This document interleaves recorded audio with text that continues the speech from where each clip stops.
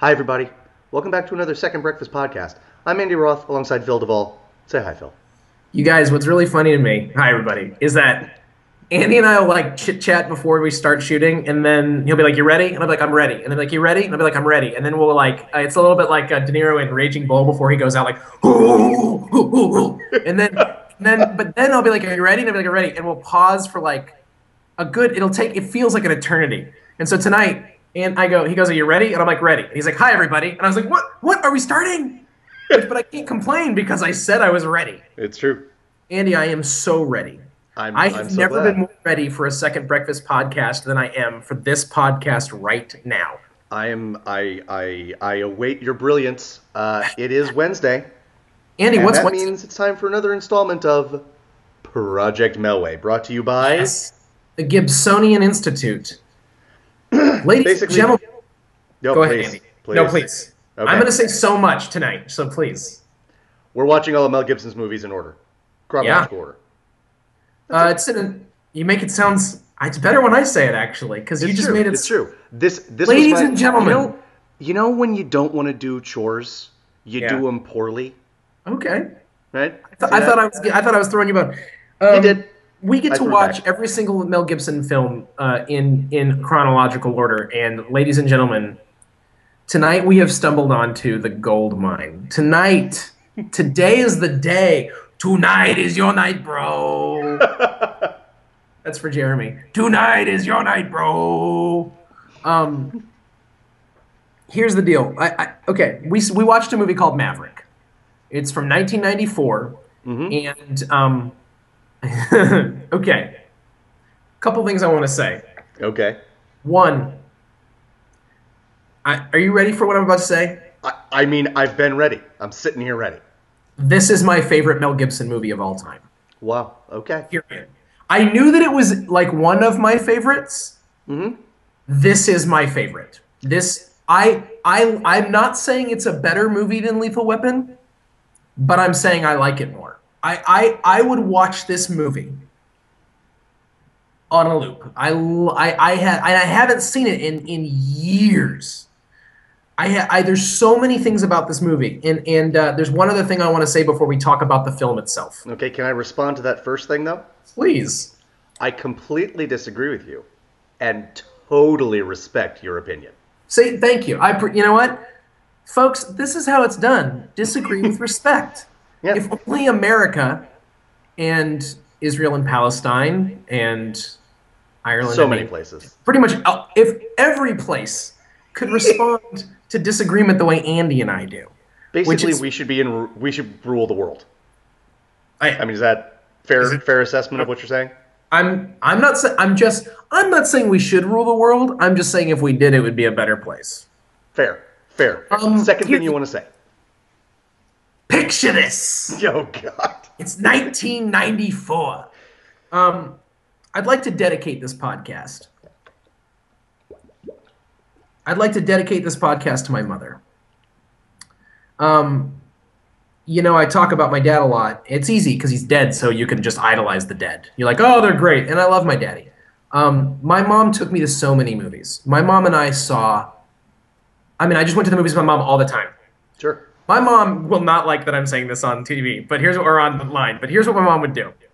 If my mom had work or something and I was sick one day, she'd be like, I can't stay home from work. You have to go to school.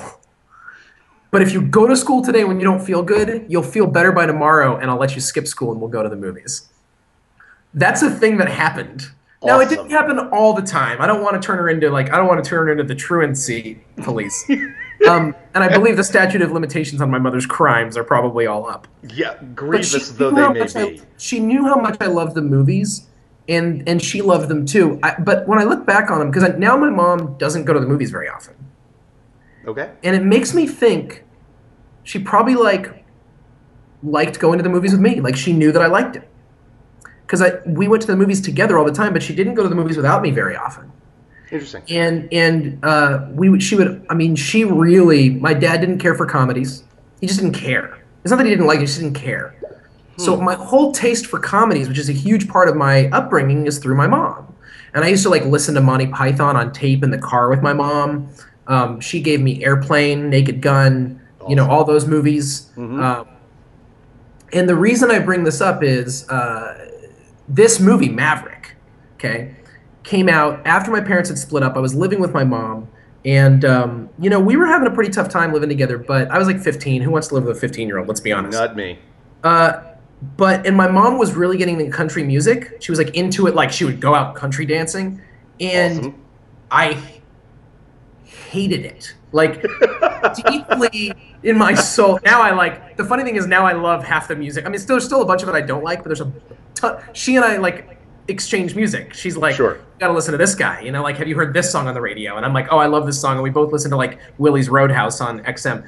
But she took me to see Maverick, and it was a comedy.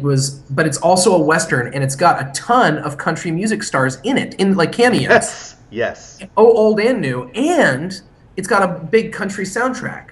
So it was like she loved it for her reasons, and I loved it for my reasons, and it was like one of those places where we genuinely met in the middle. And my mom, and I love this movie for so many reasons, but it's a comedy, and my mom taught me like how to enjoy comedies. So it's a very special movie to me, anyways. Nice. It happens to still be amazing and kick total ass. Agreed. Absolutely. So mom, if you're watching this, mom, you don't have to watch anymore after this. I'm done talking about you. We're going to talk about the movie now. But this whole thing, it's for you. And Mother's Day comes early this year. But I thought about her the whole time I was watching it, and I just I love you and all that. So it was good. I want to dedicate this to her. Is that cool? You can't say no now after all that. I mean, yes, I can. I'm editing this after we're done. Click. That'd be great. We go to size? Of course not. Of course not. That's totally fine. That's awesome. 20 minutes shorter than I thought it would. Anyways. So let's talk about the movie. Man. Say? Here's the thing about this movie. Yeah. It's successful as a comedy. Yes. It's successful as a Western. Yes. It is not a Western. It's not a comedy that's spoofing Westerns. Right. It is literally a comedy and a Western at the same time, and it is completely and utterly successful as both. Yes. And that to me is right there is phenomenal. The only movie that I can recall that does both and does both nearly as well is Silverado, but it's not nearly the comedy that this is. No, it's a full-on drama that is willing to have comic moments. Yes. And those moments are almost always Kevin Costner. Indeed. It is literally the only film in Kevin Costner's filmography where he could be accused of overacting. Yes. You may have gotten that from me. We've had this conversation. Yes. No, I mean, my brother and I joke about it all the time because we're always like, who is? It's like there's that thing where in Beatles mythology where they think Paul died in a car crash and was replaced by a fake Paul, right. And his voice was like half an inch, like a half an octave different or something stupid, and they're like, no, clearly it's not Paul McCartney anymore, which whatever, Now he's got a scar on his lip. It's a different guy. Like that's what it's like with Kevin Costner. Like between Silverado and whatever movie came next, someone was like, "We have replaced the fully caffeinated Kevin Costner with Sanka."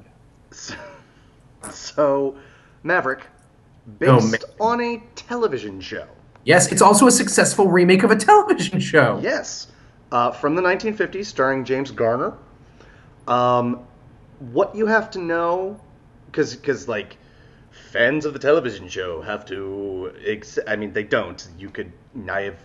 I have seen Maverick, but I don't think I had seen an episode of Maverick when I saw Maverick for the film for the first time. Yeah. It's about it is a comic western series starring James Garner. He plays a gambler who often has to. I mean, there's also, fighting and stuff. But mostly not, because he pretends to be a coward. Yep. He talks a big game when it comes to ethical quandaries, how he's not ethical, but he usually ends up Being very ethical. when it's oh, I'm going to get a lot of money or I'm going to do the right thing. He usually does the right thing. Yeah.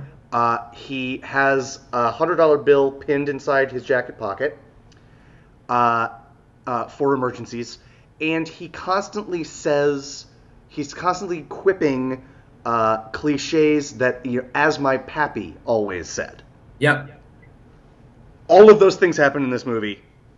If by some chance you are watching this podcast and you are a giant fan of the 1950s television show and you have never seen the Mel Gibson movie Maverick, I'm sure there are a ton of people out there who fit that description. You will not be disappointed. You have narrowed it down to 0, I believe. The majority of the people who watch our show, I would guess, have never seen a television show. I have never seen a television show. I forget that it's based on a television show when I'm watching. And it doesn't mean anything. You don't need to know that at all to watch this movie. I mean, literally. Indeed. And even to the degree where, I think when you watch the A-Team movie, which I consider mildly successful, mostly just because it was on HBO for 2 months straight, and I watched it.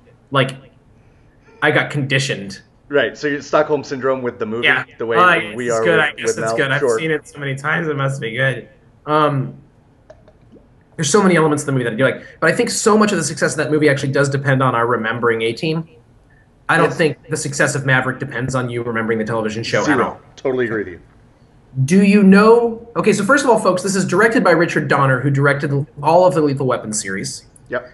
And who directed... and we'll talk about that in a little bit, because we talk in the Lethal Weapon series on Project Melway about political statements in the action movies that Richard Donner makes.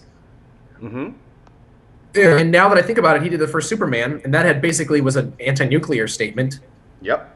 So Donner does that, and in Lethal Weapons, and he does that in Maverick as well, but in a subtle but really wonderful way. And Scott Gibson, who's worked with Donner in all the Lethal Weapon movies.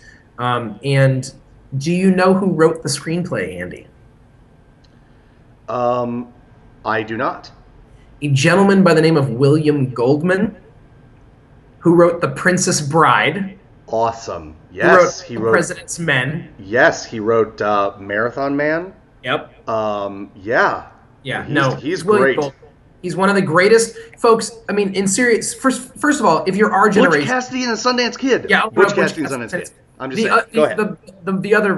The other incredibly successful comic western of our time. Right, of course. And obviously considerably bigger classic by those definitions. Maverick isn't considered a classic. Oh, he wrote the screenplay for Misery, which is one of the most phenomenal translations of book to screen. Agreed. Love it.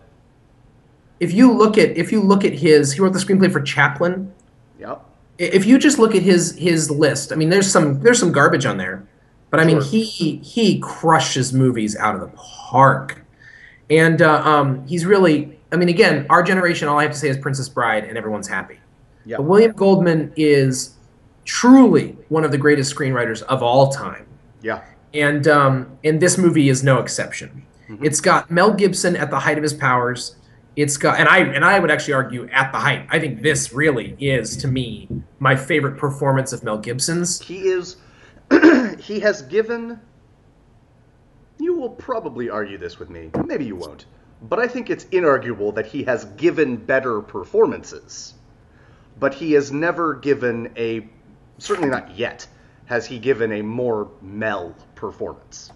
And I don't say that to say damning with faint praise. I really don't. When I think of Mel Gibson and all the things he can mean, I don't think of The Road Warrior. I don't think of The Year of Living Dangerously. I don't think of any of the Lethal Weapon movies. I will not think of this movie.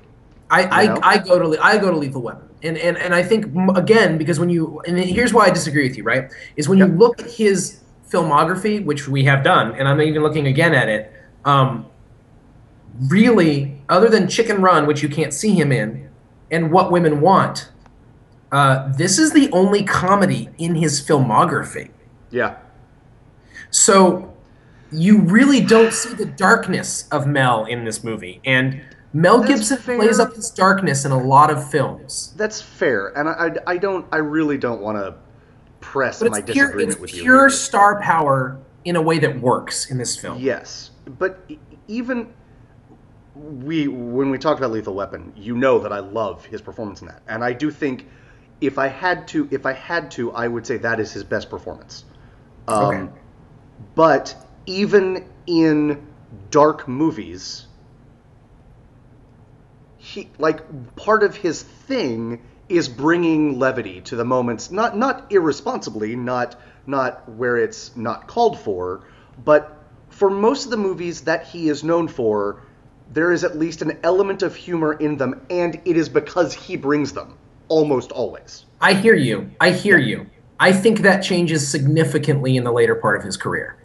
I think that's been the case. So I mean, but he has no comic stuff in Road Warrior. Payback, no comedy. Patriot, there's comedy in Patriot Gang because of him. Signs, I don't think he smiles. Okay, listen to this. He does We Were Soldiers and Signs one after the other. I don't think he smiles once in either of those movies. Right, but who thinks of Universal Soldier or We Were Soldiers and Signs when you think of Mel Gibson? Okay, I hear you. I hear what you're saying. So yeah, I think rough track because we're not talking about Maverick. One of the great things about this movie, though, is it really does just let him be a lighthearted, fun comic actor. And we haven't seen that before. The closest would be Bird on a Wire and Air America. Neither of those are very successful films. Maverick is purely successful. There's so many other things I love about this movie. So I haven't seen it in a long time. I turned it on the other night, start watching it. The first bar of the score plays.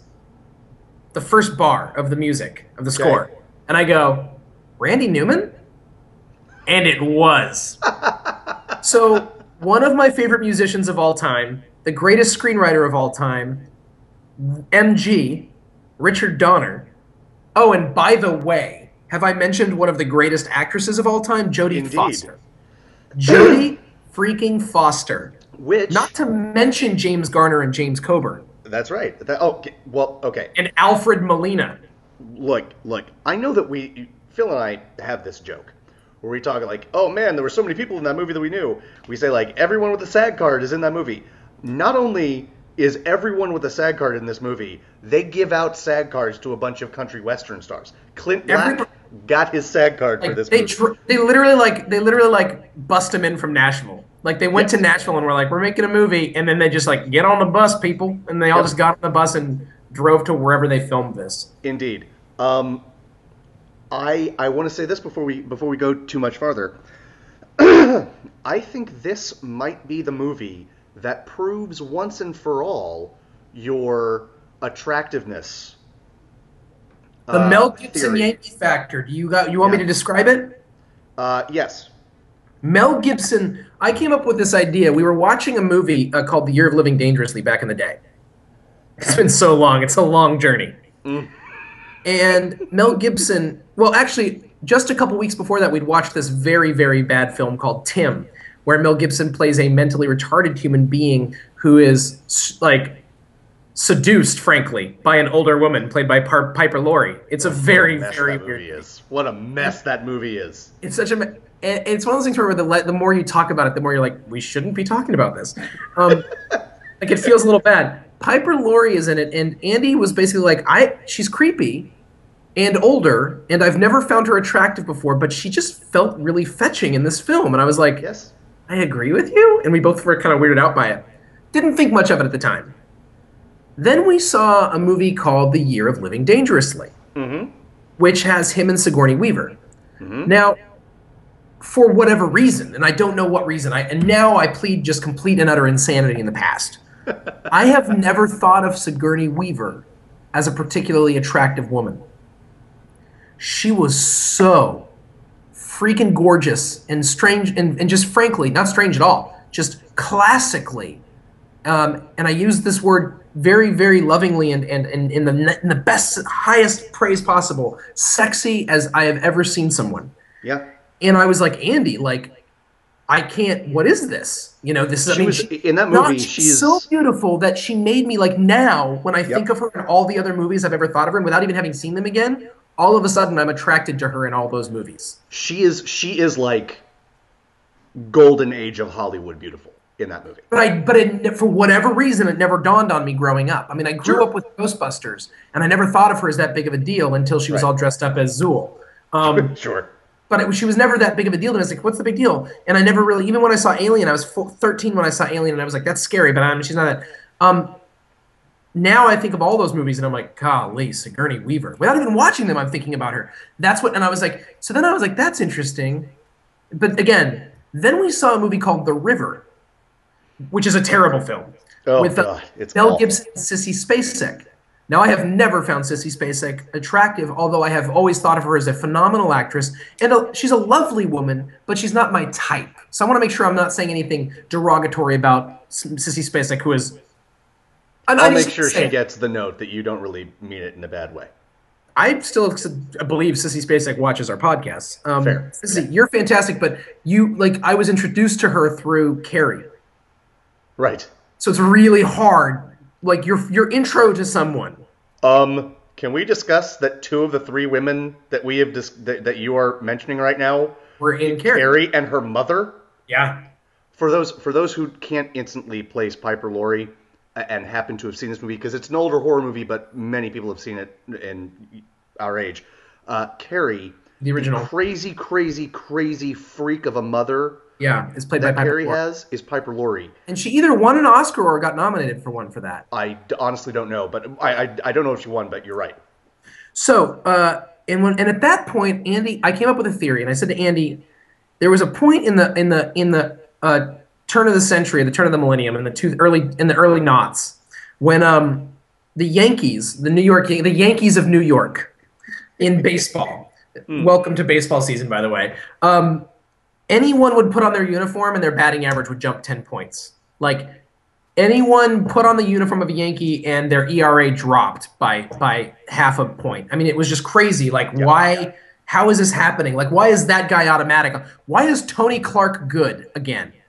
Tony Clark was terrible for the Red Sox. They traded him to the Yankees, or he went to the minors. The Yankees picked him up, and he was clutch. What? Aaron Boone. Aaron Boone had no business being good. So, anyways, I agree. Aaron Boone. Ugh, I'll never. Anyways, so you forgot his middle name. No, I'm not. It's a family podcast. It's a family podcast. So angry. So I had this theory that when women are in movies with Mel Gibson, they become hot. Okay? Jodie Foster. Now, when and I have always thought of Jodie Foster as attractive. Yeah. Yes. But I realize why now. It's because of this movie. Awesome. I had never thought of her. Like, she was one of my favorite actresses because of Silence of the Lambs. I saw that movie when it came out on video. I was too young, but I was like, a woman can act like that? Not because she was a woman. I had grown up watching Nicholson and, like men. I hadn't thought. I was just a kid. Sure. And I hadn't thought to watch women act. It just wasn't in my mind. It was, let's not. And she really, knocked me over the head, like, this is what it's all about. And I was like, Jodie Foster. So to see Jodie Foster be, she is so gorgeous in this movie. And irresistible. Irresistible. Yes. And by the way, hasn't played a role like this before or since. Yeah, that's true. She really hasn't. That's true. And I was watching the Maverick going, wow, Mel Gibson Yankee factor. He brings something out in her that is amazing. But I would go further, Phil, because we have witnessed this phenomenon, I think, slightly less in recent movies, and I posed that to you, and I don't remember if this was in a podcast or just chatting offline. And you said, and I think this is a really good point, Mel Gibson is now at the point in his career where they're just pairing him with other gorgeous women. Right. I have a beautiful person, Mel Gibson, starring in this movie. Right. I need another beautiful person. Right. Michelle Pfeiffer, Goldie Hawn, Rene Russo. It's just like boom, boom, boom. But the secondary woman in a movie is Joan Severance. I mean, right. Yes. I mean, come on. Well played, you. Yes. Right. Yeah. And this and Jodie Foster, I mean, she was an Academy Award winner by this point. Twice, right? Yeah. The Accused and Silence of the Lambs. She had nothing to prove. Zero to prove. And she had taken roles that, I don't know that I agree with you, she hasn't done anything like this before or since, but she she doesn't have a lot of roles where she like on purpose dresses down or like Charlize Theron putting on the makeup for Monster or anything like She that. doesn't have roles where her sexuality is actually a part of the film. That's Panic true. Room, That's true. that movie where she's in the air and she loses her kid on the flight. Like, Flight Plan. yeah, it doesn't matter if it's good or not. Like, Inside Job, um, she doesn't have roles generally where she's a romantic lead. Mm-hmm. The closest you can come is Taxi Driver, and stay away from that if you can. Woof. So no, I mean you don't, because that's my point. It doesn't. That's not what. Those aren't the roles that she plays. Yep. And so she in this movie is beyond. I mean, she is so. She is. I mean, if you would assume if you'd never seen her in anything else and you only saw her in this, you'd be like, what else was she in? Yeah, totally. And then you'd be like, oh, she's just really good actress. Well, I mean, you'd also be like, I am watching a lot of really good movies all of a sudden. I got suckered into watching good films. This is not what my plan was. This is not what I had planned. Right. No, she's amazing, and she's great in this movie. She is just her comic timing is perfect. Yes. Everybody's comic timing in this movie is stellar. Can I say something? And as we are we done with Jodie Foster? For now. For now. Moving on to the third biggest character in this movie, played by James Garner, who played Maverick in the television show. Yes. I only want to say this. He very often film remakes of television shows will include the stars of the television show, and they'll be shoehorned in, or it'll be a cameo. Right. Yeah. James Garner not only has a major role in this movie, it is justified. He sells it. It's great. Yes. James Garner's just a class act. No, agreed. Just a class. Is he still alive? I know that's a terrible question to ask about someone. I'm pretty sure. But he's a class act, and I read, whether it's true or not, I read on IMDb, he wasn't the first choice to play the role. Awesome. They went for Paul Newman, and Paul Newman said no, and so they went for James Garner. And I love Paul Newman. I mean, Paul Newman is, come on, he's Paul Newman. Oh, sure. Paul Newman's one of those guys where if you could only watch one actor's movies for the rest of your life, Paul Newman would definitely be in the discussion. You would have to consider it. Yeah. Yeah. Yeah. So anyways, but for whatever reason he said no, and James Garner just tears it up. He is fantastic. The action sequences in this movie. It's also, did you notice it's got Lois Lane in it? Margot Kidder? Yes. Is this There's before Sister or Mary after she was found Sister crazy in a bush? Yeah. Because she looks like, kind of crazy in a bush. I know. In her role. I know. As the bad guy, Alfred Molina doing yet another accent. I still can't believe that guy's British.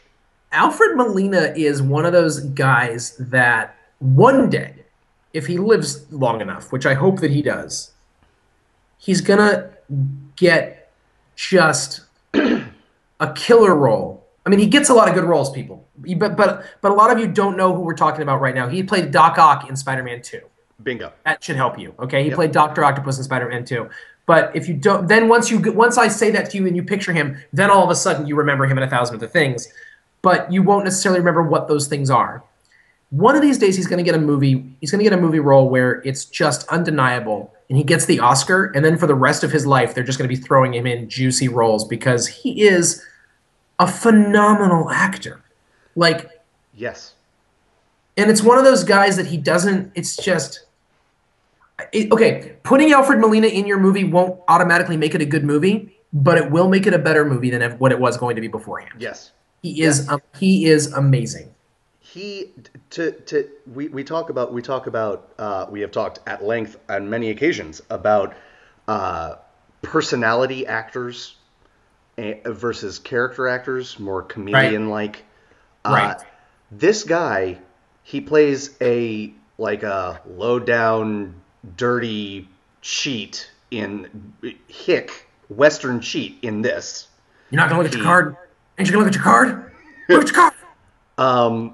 He plays he plays Sally Field's Iranian husband in Not Without My Daughter. Yes. He plays Doctor He played Octopus. Doc Ock. He plays this mild-mannered British guy in An Education, which was nominated for an Academy Award a couple years ago. He wasn't nominated. And he plays the guy that guides Harrison Ford through the tomb Thank you. in the very first scene of Raiders of the Lost Ark. He's the guy who tries to get away with Yes. hand me the idol and I'll give you whatever he says. Oh, that's amazing.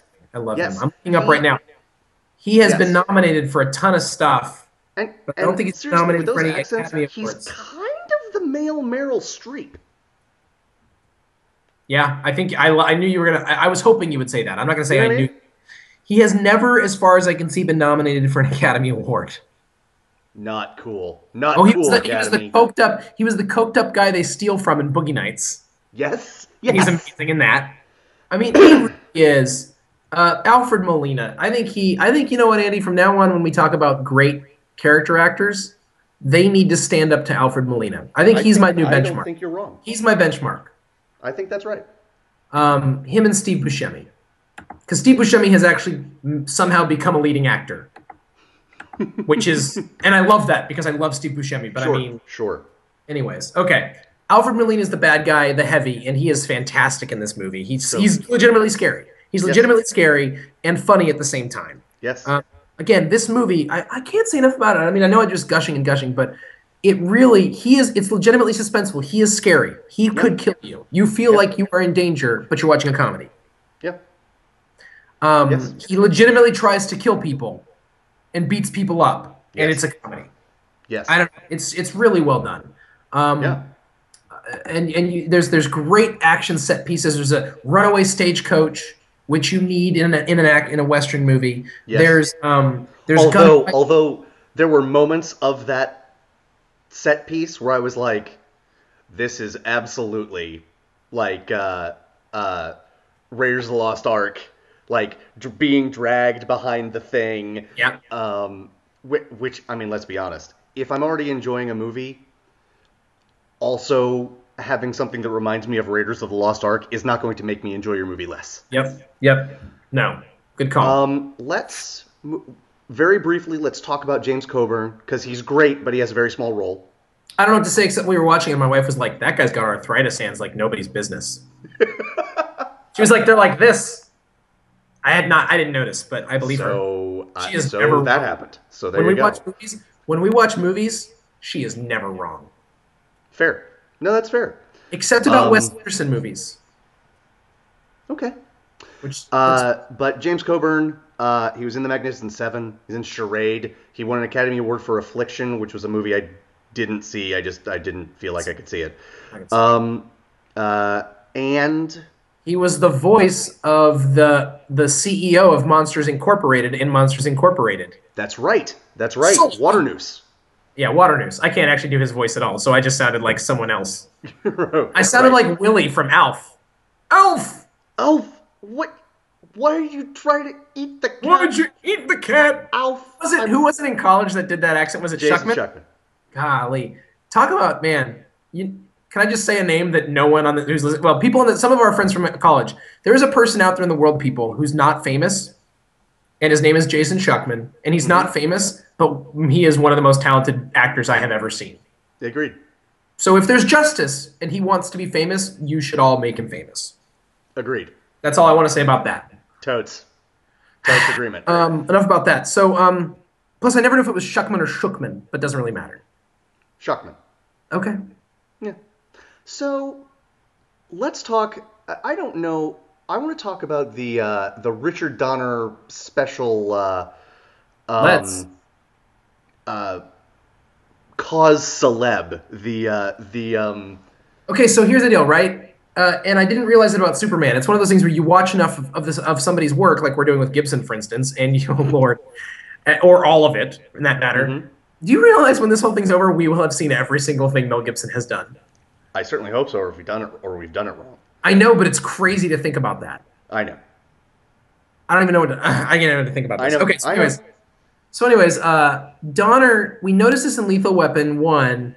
I think Lethal Weapon 1 is really raising some. It's not doing it like as the main point of the film, but there is a thing going on where I think they are raising awareness about the mistreatment of Vietnam vets. Yeah. And how messed up they are when they get home. Mm-hmm. And then Lethal Weapon 2 is about apartheid. Yep. Lethal Weapon 3 is about what the heck is Lethal Weapon 3 about again? I forget. Which is their cause. It's about gang violence. Gang violence, gun stuff too. I would say gun control or something like it. It's raising that issue. And they do a whole bit on we don't eat tuna. Right. Like the kids are like, you don't eat tuna, Dad, because it's dolphins. The dolphins. Right. Totally. And the little daughter's wearing a pro-choice T-shirt, and they have the anti-apartheid sticker in the first one. The fourth movie we haven't gotten to yet, so I'm not going to tell you, but there is a cause in that film as well. And then I realized, of course, as I said, in the original Superman, there is the whole issue of nuclear disarmament, I think, and definitely in Superman 4, but Richard Donner didn't do that. So Andy, do you want to tell us about the cause celeb in Maverick? Well, I don't know if I have the thing, but what I will say is there is one of the chief pleasures in this movie, in a movie filled with pleasures. I love that you said chief pleasures. Indeed. That would, pun not intended. Graham Greene, who is an actor of First Nations descent, which actually I didn't know what that was until I looked him up. First Nations, American Indian, but in Canada. Who knew? Not me. I didn't know. That's fantastic. Yeah, right? One more way the Canadians get it. Right? Totally get it. Let's just put the blanket statement on it. The cause in this movie is the treatment of the American Indian. Yeah.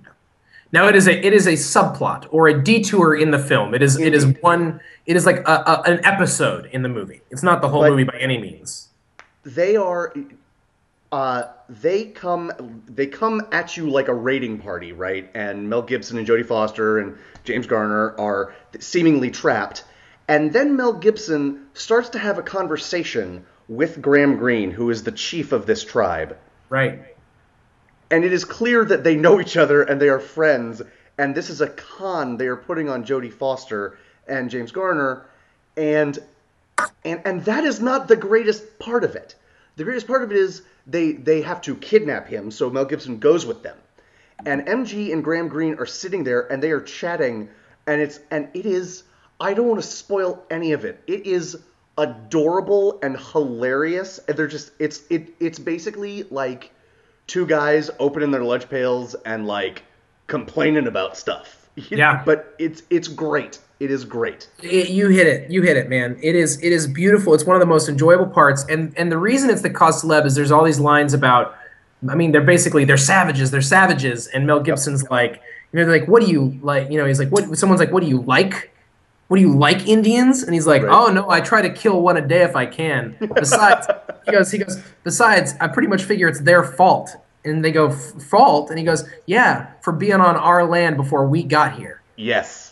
And it's just like it's real hit you over the head stuff, but it's really clever, right? Yeah. Really clever, and stuff like that, and a line that he says like they're in this beautiful area, which by the way is shot in Yosemite in California, which really is one of the most beautiful parts of America. Agreed. And he's like, is next time you guys kick us out of this place, I'm gonna go somewhere that's so ugly you won't even want it.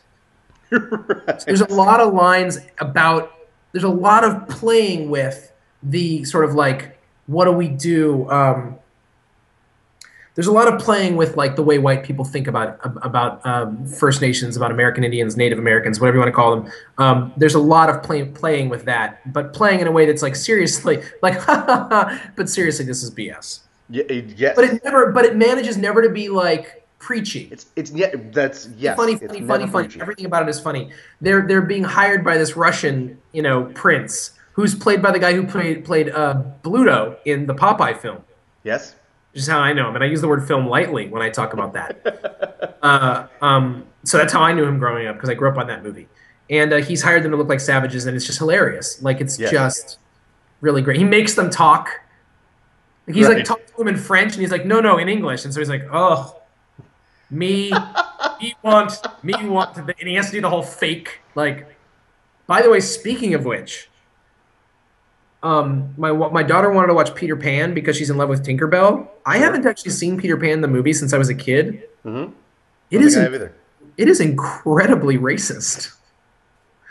There's a whole like Indian tribe. No, but I mean it's like big red faced with a redder nose Indian who says stuff like "me stop them," and you're just like, oh boy, Yeah, it's. the history of cartoons in this country.